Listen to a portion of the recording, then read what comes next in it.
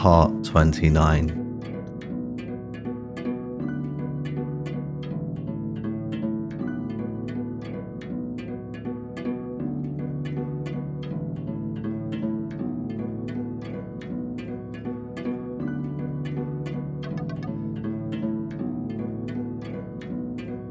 The same safety observations apply to this video as the last. Please watch it if you haven't, then come back to this part. It's essential to know before you learn this, or you won't know what you're doing or seeing. If you're going to learn about something, you may as well do it properly. It's very similar in appearance to the last move, but it's done in a different way with different outcomes. The biggest difference is the way you step. Stepping correctly in these things will make all the difference between doing it right and doing it wrong. Doing it wrong will in most cases get you into major trouble, either by being hit or hurting yourself. This is a fine art with fine, exact motions. It's not an art that promotes brute force or strength over this. As we get older, we will not be as strong as when we were young. Skills like this don't fade with age. Skills like what you see in the series can be done by anyone of all ages. If you take me as an example, I'm shorter, slimmer, and weigh less than everyone featured in the series attacking me. Just something for you to know when considering learning. Look how he quickly tries to smash my face from a close distance. If I didn't react to this instantly and move, my face would have been disfigured. He's a very strong man with heavy hands. When you move out of the way, the right arm is placed just behind the attacker's elbow and leave it in towards them. The tension in their body will allow you to move them in such a way that will unstabilize them. This is when the left hand is placed on the shoulder or neck.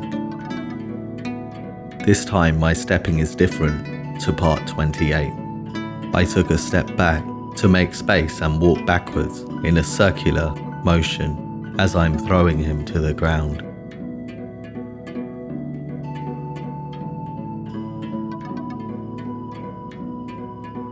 Usually in the wild, if you see one wolf, there are many others you can't. You never know which way you'll have to move. Other attackers could get you if you're in the wrong place at the wrong time. It's better to understand this than find out when it's too late. The way to think of training for the real world is to not be caught out. We should be aware of our surroundings and the people in our vicinity. In many confrontations, criminals and troublemakers move in numbers, like a pack of wolves. I always have this in mind when training and practicing, and I suggest you should too. As he attacks, I move to the side, as I did in part 28, but notice my arm moves differently here. This is to upset his balance as I guide it back towards him. I now place my hand on his shoulder. My footwork is different than in part 28. This allows me to go back the way I came and walk backwards as I twist my body to apply torque. Centrifugal force will throw him as far as the torque and speed allows. My hands are placed like this to allow uninterrupted flow from one wolf to the other.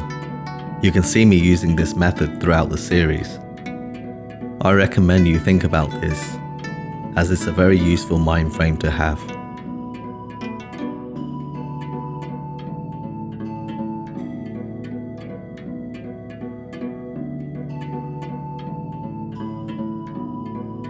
If you enjoy this video, please click the like button, consider subscribing, leave a comment, and if you know someone that can find this useful, please share it with them. Until next time, wolves hunt in packs to surround and overpower. Awareness gives us the ability to determine and prepare for such implications.